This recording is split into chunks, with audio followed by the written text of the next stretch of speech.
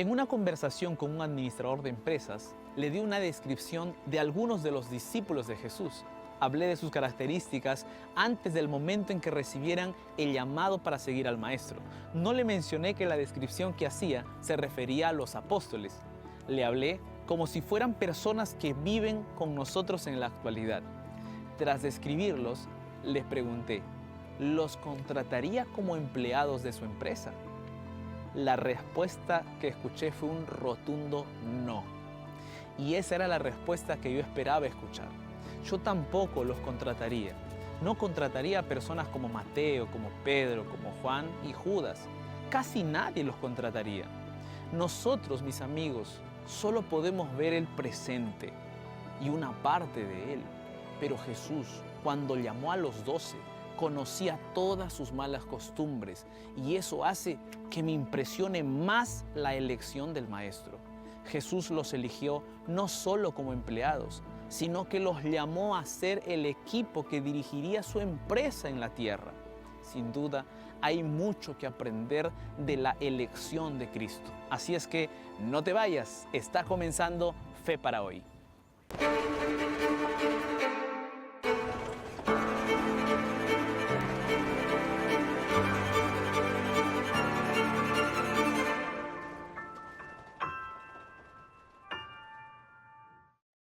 Estamos de vuelta aquí en Fe para Hoy y mire lo que tengo en mis manos, una linda revista titulada El Sábado de la Creación. Es un estudio bíblico que nos va a ayudar a profundizar nuestro conocimiento sobre el sábado y responder algunas preguntas como por ejemplo, ¿por qué Dios creó el sábado? ¿Qué beneficios tenemos al guardar el día sábado? ¿Cuál es el día verdadero de reposo de Dios? ¿El sábado o el domingo? ¿O será todos los días? ¿Quieres tener las respuestas a esas preguntas? Entonces solicita gratuitamente este estudio bíblico a través de nuestra página web www.estudielabiblia.com o si no también a través de nuestro número de WhatsApp más 55 12 98 100 14 60. O más fácil, aquí en la parte inferior tenemos un código QR, solamente apunta con tu celular e inicia la solicitud de tu estudio bíblico. Recuerda que al solicitar el estudio bíblico te haces parte de la escuela bíblica más grande del mundo. Así es que en este momento solicita ya tu estudio bíblico totalmente gratis. La Biblia describe ese momento en Marcos capítulo 3, versículo 13 al 19. Después subió al monte y llamó así a los que él quiso, y vinieron a él, y estableció a 12 para que estuviesen con él y para enviarlos a predicar y que tuviesen autoridad para sanar enfermedades y para echar fuera demonios. A Simón, a quien puso por sobrenombre Pedro, a Jacobo, hijo de Zebedeo, y a Juan, hermano de Jacobo, a quienes apellidó Boanerges, esto es, hijos del trueno, a Andrés, Felipe, Bartolomé, Mateo, Tomás, Jacobo, hijo de Alfeo, Tadeo, Simón el cananista y Judas Iscariote, el que le entregó. Y vinieron a casa. Surgen inmediatamente un par de preguntas. ¿Por qué Jesús eligió a hombres tan imperfectos para ser sus discípulos? ¿Y por qué Jesús sigue eligiendo a personas imperfectas para la misma función en la actualidad? El primer detalle de esta historia que me gustaría resaltar es que Jesús pasó toda la noche en oración antes de elegirlos. Antes de tomar una decisión importante, Jesús pasaba mucho tiempo orando. Es un ejemplo para cada uno de nosotros, los cristianos. Cuando nos enfrentamos a decisiones difíciles e importantes, solemos perder el sueño pensando en cómo actuar, qué hacer, cómo hacer, pero muchas veces nos olvidamos de poner la decisión en las manos poderosas de Dios y pedirle que Él nos ilumine. Dormiríamos mucho mejor si oráramos más y pusiéramos nuestras inquietudes en las manos poderosas del Creador. Si echamos un vistazo casual a los 12 elegidos por Cristo, podemos decir erróneamente que las horas de oración no tuvieron efecto, porque eligió a hombres tan imperfectos con terribles rasgos de carácter. Por ejemplo, Simón Pedro era un hombre impetuoso, violento y muy hablador. La prueba de ello es que incluso después de 3 años en compañía de Cristo, intentó atravesar con su espada la cabeza del soldado que vino a arrestar a Jesús. Solo consiguió felizmente lastimar su oreja, pero su intención era matarlo. Además, era un fanático. Esto significa que participó en movimientos políticos ultranacionalistas que intentaban liberar a los judíos de Roma. Analicemos el caso de Mateo. Era un publicano, por lo tanto, un recaudador de impuestos. Se lo consideraba un traidor a sus compatriotas y en virtud de su posición, probablemente era un corrupto.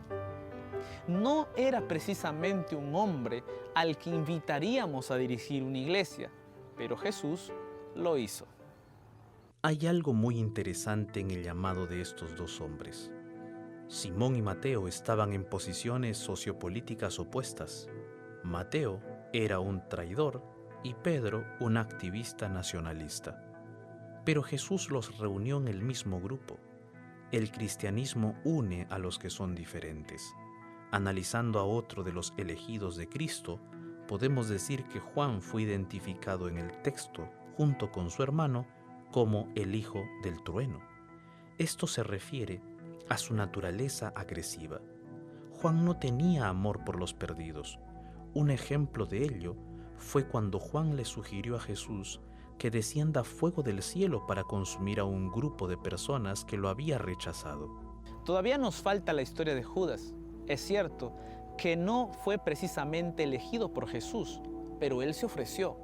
Él quizás era de todos el que presentaba el menor defecto aparentemente de carácter. Elena de White comenta que los discípulos anhelaban que Judas llegase a ser uno de ellos. Parecía un hombre respetable, de agudo discernimiento y habilidad administrativa, y lo recomendaron. Lo recomendaron a Jesús como un hombre que le ayudaría mucho en su obra. Les causó pues sorpresa que Jesús le recibiese tan fríamente. Aunque por fuera todo parecía estar bien, Jesús sabía quién era y qué intereses tenía, y aún así lo aceptó. Estos discípulos mencionados son apenas una muestra de quiénes eran los elegidos de Cristo, personas de mal carácter y muy diferentes entre sí. Todos ellos, sin embargo, tenían dos cosas en común. Todos se sentían atraídos por Jesús y todos tenían el valor de decir que estaban del lado de Cristo. Aunque los motivos de algunos eran cuestionables, no temían ser identificados como amigos de Cristo. Incluso sabiendo lo que podrían enfrentar, continuaron permaneciendo cerca de Jesús. No podemos pasar por este hecho sin aprender una lección muy importante. Muchos se avergüenzan de ser identificados como cristianos. Este tipo de persona está fuera de los estándares de los que pueden ser elegidos por Jesús. El Creador puede elegir a los deshonestos, a los agresivos, a los mentirosos, pero nunca elige a los que se avergüenzan de Él. Cuando Jesús escogió a los 12, sabía que tendría que trabajar mucho en el carácter de cada uno de ellos. Así que estableció 3 pasos que debían seguir. El primero de ellos fue estar con Él. Esta es una de las respuestas que buscamos. Jesús llama a las personas imperfectas porque cuando ellos vienen a Él, comienza un proceso de transformación. Lo que era malo comienza a transformarse en bueno. El tiempo que los discípulos pasarían cerca de Cristo era un tiempo de preparación y de cambio de vida. Cuando tú y yo somos llamados a pertenecer a la lista de los discípulos modernos de Cristo, también nos encontramos en la misma situación que los primeros 12. Somos malos, llenos de errores y de aspectos negativos en nuestro carácter.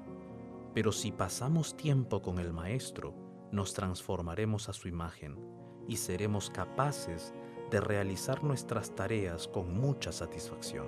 El segundo paso presentado por Jesús fue predicar el Evangelio. En este paso tenemos al menos 2 aspectos implicados. Se les dio a conocer un mensaje que debían proclamar. Dios nunca llama a sus discípulos sin antes presentarles el mensaje que han de predicar. Otro aspecto importante es que la transformación realizada en el primer paso siempre da lugar a un espíritu misionero. Todos los que están cerca de Jesús se sienten impulsados a ser misioneros. Si no tienen ganas de predicar, es probablemente porque aún no están lo suficientemente cerca de Jesús. El tercer paso fue liberar a las personas del poder del enemigo. Estar cerca de Cristo, mis amigos, les hizo adquirir poder del cielo para vencer al enemigo y liberar al ser humano de sus garras. Jesús les transmitió ese poder a ellos y también a nosotros. Pero insisto, mis amigos, es necesario estar cerca de Jesús.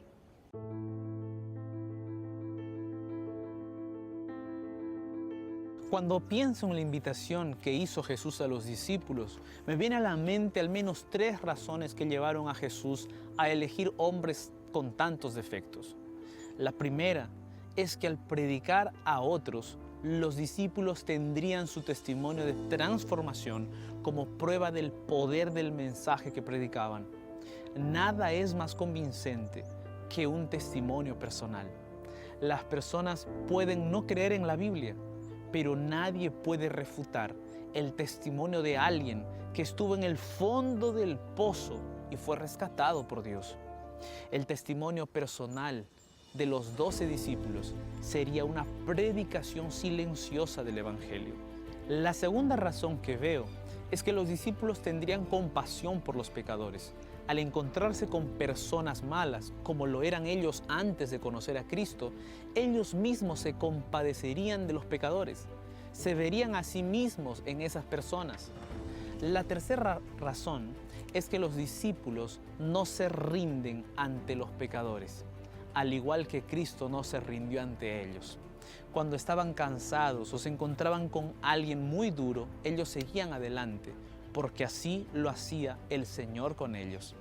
Los 12 discípulos sabían exactamente cómo tratar a los pecadores, porque Jesús les había enseñado en la práctica con ellos mismos.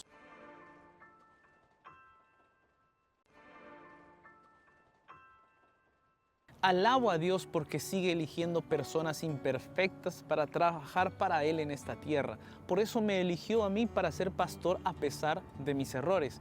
Por eso también te elige a ti para ser su siervo a pesar de tus defectos. Elena de White comenta: Dios toma a los hombres tales como son, con los elementos humanos de su carácter, y los prepara para su servicio si quieren ser disciplinados y aprender de Él. No son elegidos porque sean perfectos, sino a pesar de sus imperfecciones, para que mediante el conocimiento y la práctica de la verdad y por la gracia de Cristo puedan ser transformados a su imagen. Hoy, Dios actúa de la misma manera que lo hizo en el pasado. Elena de White comenta en su libro El deseado de todas las gentes lo siguiente: el que llamó a los pescadores de Galilea está llamando todavía a los hombres a su servicio, y está tan dispuesto a manifestar su poder por medio de nosotros como por los primeros discípulos. Por imperfectos y pecaminosos que seamos, el Señor nos ofrece asociarnos consigo para que seamos aprendices de Cristo. Nos invita a ponernos bajo la instrucción divina para que, unidos con Cristo, podamos realizar las obras de Dios. Vi de cerca una historia de transformación muy similar a la que ocurrió con los discípulos. Lo contaré preservando la identidad de las personas. Hace unos años atrás, participé en la evangelización pública en una zona muy necesitada de la ciudad de Lima, en Perú. Como la evangelización tenía lugar en una carpa, cada día teníamos que colocar las sillas y sujetar la lona donde proyectábamos las conferencias. Todas las noches, cuando llegábamos para instalar el equipo y armar la carpa, un miembro de la comunidad venía a ayudarnos. Ese hombre solía venir borracho, con un fuerte olor a bebida. Cuando terminábamos de preparar el lugar, él se sentaba para ver todo el programa. Durante varias noches él asistió a las conferencias en ese estado. Así como él estaba, venía para participar. El evangelio comenzó a entrar poco a poco en su vida y ya no venía borracho, hasta que un día tras un poderoso llamado, ese hombre se levantó y entregó su vida a Cristo. Hoy, si tú vas a esa zona de Lima, ya no encontrarás a ese hombre borracho y mal vestido, sino que lo encontrarás con corbata, dirigiendo la iglesia que surgió como resultado de esa evangelización. Su vida es un gran sermón que se predica a toda esa comunidad. Queridos amigos, Dios toma a los hombres como están y los lleva hasta donde Él está. Historias como estas ocurren cuando las personas se acercan a Cristo. Tú y yo, imperfectos como somos, si nos ponemos en las manos poderosas de Dios, seremos transformados y pasaremos a ser muy útiles en esta tierra. No importa quién seas, lo que importa es en qué manos estás. Te invito a ser parte de las elecciones de Jesús. Proverbios capítulo 14, versículo 30 dice: El corazón apacible es vida de la carne, mas la envidia es carcoma de los huesos. Me gusta más leer y escribir que hacer las tareas del hogar. Barrer la casa, lavar los platos y los baños no son las ocupaciones que más me atraen. Sin embargo, como esposo, debo hacer estas cosas para contribuir con las actividades domésticas. No es justo que mi esposa lo haga todo sola, aparte de ocuparse de su propio trabajo y de nuestro hijo. Si nadie se ocupa de la casa, la basura se acumularía, los platos se amontonarían, los baños se parecerían cada vez más a los de una terminal de colectivos o de buses.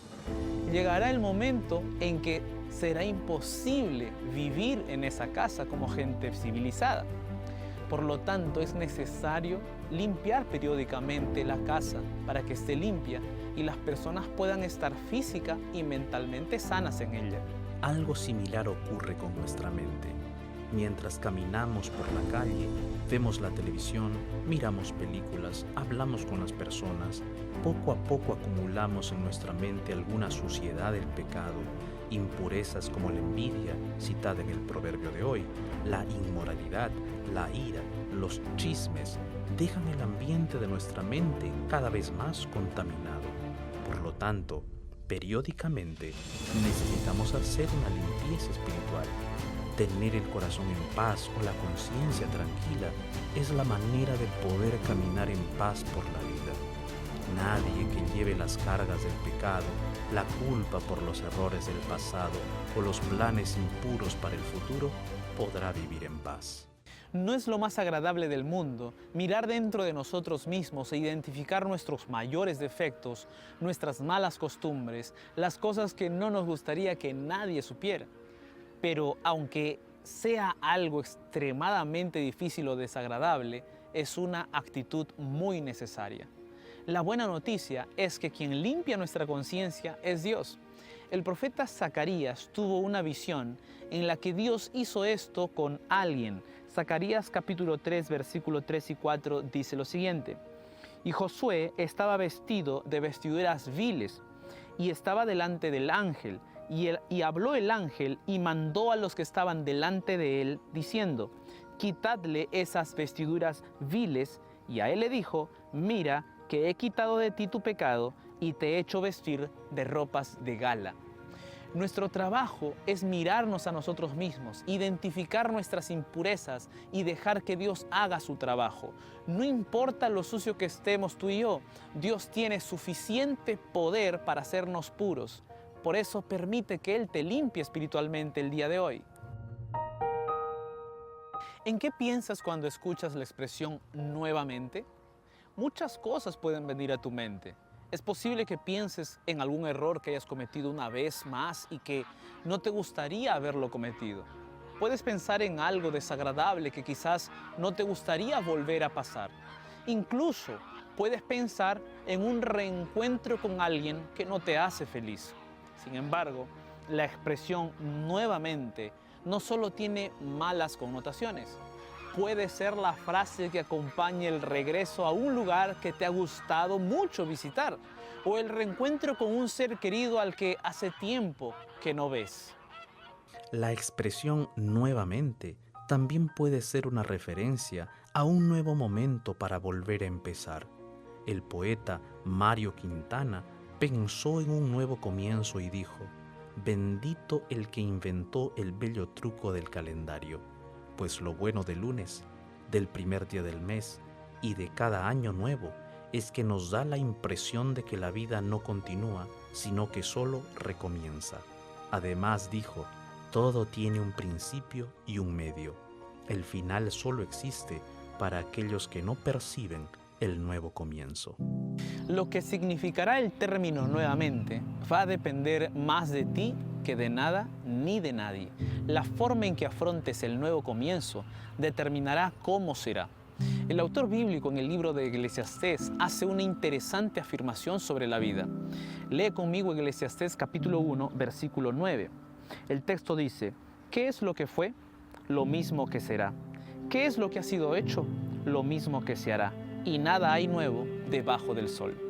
Los nuevos comienzos son una realidad inevitable. La vida ofrece un nuevamente a todos. La diferencia está en cómo nosotros utilizamos esa nueva oportunidad. Puedes hacer algo nuevo, por ejemplo, con el comienzo del semestre escolar. Quizás corregir los errores que cometiste el semestre pasado.